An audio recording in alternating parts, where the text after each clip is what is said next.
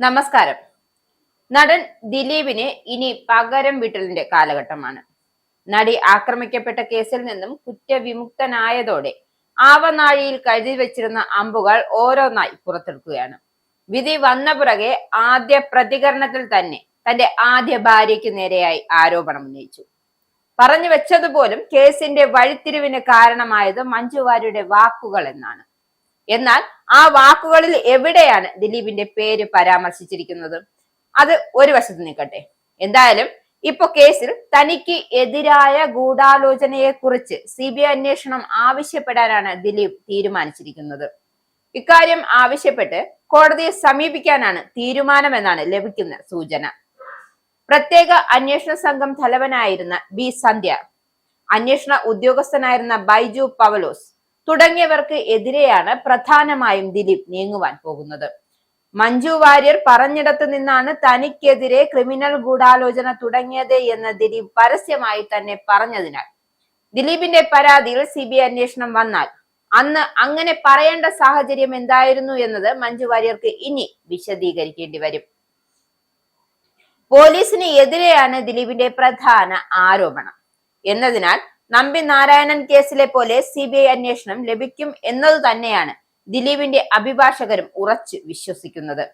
തനിക്കെതിരെ ഏകപക്ഷീയമായി വാർത്തകൾ നൽകിയ മാധ്യമ സ്ഥാപനങ്ങൾക്കും മാധ്യമ പ്രവർത്തകർക്കുമെതിരെയും മാനനഷ്ടത്തിന് കേസ് നൽകുമെന്ന കാര്യവും ദിലീപ് വ്യക്തമാക്കിയിട്ടുണ്ട്. ഇക്കാര്യം അദ്ദേഹത്തിന്റെ അഭിഭാഷകരും സ്ഥിരീകരിച്ചിട്ടുണ്ട്. അനുകൂല വിധി ലഭിച്ചതോടെ മലയാള സിനിമാ മേഖലയ്ക്ക് ശക്തമായി തിരിച്ചു വരാനുള്ള അവസരമാണ് ദിലീപിന് ലഭിച്ചിരിക്കുന്നത്. അദ്ദേഹത്തിന് എതിരെ നടപടിയെടുത്ത പുറത്താക്കിയ താരസംഘടനയിലുള്ള ശക്തമായ തിരിച്ചുവരവും ഇനിയുണ്ടാകും. അതായത് തന്നെ ഒറ്റപ്പെടുത്തിയ മേഖലയിലേക്ക് പൂർവാധികം ശക്തിയോടെ ദിലീപ് തിരിച്ചെത്തുമ്പോൾ ആരുടെയൊക്കെ സിംഹാസനങ്ങളാണ് ഇളകാൻ പോകുന്നത് എന്ന് ഇനി കണ്ടു തന്നെ അറിയണം. കേരളത്തെ ഞെട്ടിച്ച നടിക്ക് എതിരായ ആക്രമണം നടന്നത് 2017 ഫെബ്രുവരി 16 അർദ്ധരാത്രി അടുത്ത സമയത്താണ്. നടി അഭയം പ്രാപിച്ച സ്ഥലം അന്നത്തെ MLA ആയിരുന്ന അന്തരിച്ച PT തോമസിന്റെ മണ്ഡലത്തിൽപ്പെട്ട സ്ഥലമായതിനാൽ വിവരമറിഞ്ഞ അദ്ദേഹം ഉടൻ തന്നെ സ്ഥലത്തെത്തി. MLAയോടൊപ്പം സിനിമാ നിർമ്മാതാവ് ആന്റോ ജോസഫും ഉണ്ടായിരുന്നു. സംവിധായകനും നടനുമായ ലാലിന്റെ വീട്ടിലാണ് ആക്രമിക്കപ്പെട്ട നടി എത്തിയിരുന്നത്. വാഹനത്തിൽ അപ്പോൾ ഉണ്ടായിരുന്ന ഡ്രൈവർ മാർട്ടിൻ എന്ന് പറയുന്ന ആൾ സംഭവ സ്ഥലത്ത് തന്നെ ഉണ്ടായിരുന്നു എന്നതും നാം അറിയണം. ഇതിൽ സംശയം തോന്നിയ PT തോമസ് ആണ് വിവരം റേഞ്ച് IG യെ വിളിച്ചറിയിച്ചിരുന്നത്. തുടർന്ന് IG-യുടെ നിർദ്ദേശപ്രകാരം ആദ്യം സ്ഥലത്തെത്തിയ DCP യതീഷ് ചന്ദ്രയാണ് നടിയുടെ മൊഴി രേഖപ്പെടുത്തിയിരുന്നത്.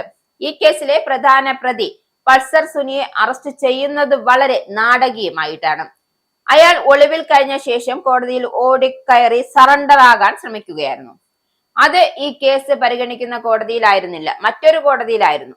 കോടതി മുറിക്കുള്ളിൽ നിന്നാണ് പോലീസ് ഉദ്യോഗസ്ഥർ പൾസർ സുനിയെ ബലമായി അറസ്റ്റ് ചെയ്തത്. ജൂലൈ 10-നാണ് ദിലീപ് അറസ്റ്റിലാകുന്നത്. ഈ കേസിൽ ദിലീപിനെ പ്രതി ചേർക്കാനുള്ള തെളിവൊന്നും ഉണ്ടായിരുന്നില്ല എന്നതാണ് ഉന്നത പോലീസ് ഉദ്യോഗസ്ഥരുടെ പോലും അഭിപ്രായം. എന്നാൽ B സന്ധ്യ എന്ന അന്വേഷണ സംഘത്തിന് നേതൃത്വം കൊടുത്ത IPS ഓഫീസറുടെ പ്രത്യേക വാശിയിലാണ് ദിലീപ് പ്രതിയാക്കപ്പെട്ടിരുന്നു എന്നതാണ് യാഥാർത്ഥ്യം എന്ന് പറയപ്പെടുന്നു. ഈ പ്രത്യേക താല്പര്യത്തിന്റെ കാരണം തന്നെയാണ് ദിലീപ് ഇപ്പോൾ തേടുന്നത്. ദിലീപിനെ അറസ്റ്റ് ചെയ്ത ശേഷം റിമാൻഡ് റിപ്പോർട്ടിൽ പോലീസ് കോടതിയിൽ കൊടുത്തതിൽ പറയുന്നത് ദിലീപിന് പൾസർ സുനി ജയിലിൽ നിന്നും കത്തെഴുതിയിരുന്നു എന്നാണ്. അത് എഴുതുന്നത് ഏതാണ്ട് ഒരു ഏപ്രിൽ മാസത്തിലുമാണ്. സംഭവം ഉണ്ടാകുന്നത് ഫെബ്രുവരി 17-നാണ്. ഏപ്രിൽ 2 ആഴ്ചയിൽ പൾസർ സുനി ജയിലിൽ നിന്നൊരു കത്ത് എഴുതുന്നു.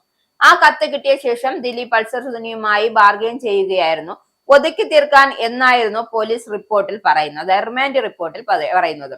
എന്നാൽ അന്നത്തെ അന്വേഷണ സംഘം പറയുന്നത് ദിലീപ് പൾസർ സുനിയുമായി ബാർഗെയിൻ ചെയ്തത് നിവർത്തിയില്ലാതെ വന്നപ്പോഴാണ് DGPക്ക് പരാതി കൊടുത്തു എന്നതാണ്. പോലീസിന്റെ ഈ വാദവും അന്ന് തന്നെ പൊളിഞ്ഞതാണ്. ദിലീപ് DGP ആയിരുന്ന ലോക്നാഥ് ബെഹ്റയെ പലവട്ടം വിളിച്ച് പൾസർ സുനിയുടെ ഭീഷണിയെ കുറിച്ച് പറഞ്ഞിട്ടുണ്ട്. അതുകൂടാതെ അദ്ദേഹം നേരിട്ടും പരാതി പറഞ്ഞു.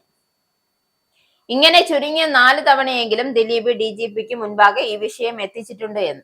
എന്നിട്ടും ഇതൊന്നും പരിഗണിക്കാതെ ദിലീപിനെ അറസ്റ്റ് ചെയ്തതാണ് എന്നാണ് പോലീസിന് ഇപ്പോൾ തിരിച്ചടിയായിരിക്കുന്നത്. ആദ്യഘട്ടത്തിൽ ഒരുപാട് പൊരുത്തക്കേടുകൾ പോലീസിന് ഉണ്ടായിട്ടുണ്ട്. പോലീസിന് തന്നെ തയ്യാറാക്കിയ കോടതിയിൽ ഹാജരാക്കിയ റിമാൻഡ് റിപ്പോർട്ടിൽ തെളിവുകൾ മറ്റാരും തന്നെ ഊഹിച്ച് കണ്ടെത്തിയതല്ല. DGP ലോക്നാഥ് ബെഹ്റയ്ക്ക് ദിലീപ് കൊടുത്ത പരാതിയുടെ കാര്യം പോലും മറച്ചു വെച്ചുകൊണ്ടാണ് അറസ്റ്റ് ചെയ്ത ദിലീപിനെ കോടതി മുമ്പാകെ പോലീസ് ഹാജരാക്കിയത്. ADGP ബി സന്ധ്യ ഈ അന്വേഷണത്തിൽ ഇടപെട്ട് നടത്തിയ ചില നീക്കങ്ങളാണ് കേസിനെ തന്നെ വഴിതെറ്റിച്ചതും ദിലീപിനെ കുടുക്കിയതും എന്ന് തന്നെ പറയേണ്ടി വരും. ഇനി മറ്റെന്തെങ്കിലും അജണ്ട പ്രകാരമാണോ സന്ധ്യ പ്രവർത്തിച്ചത് എന്നത് ദിലീപ് കൊടുക്കുന്ന പരാതിയിൽ CBI അന്വേഷണം നടന്നാൽ മാത്രമേ വ്യക്തമാകൂ. ഇനി എന്താകും എന്ന് കാത്തിരുന്ന് തന്നെ കാണാം.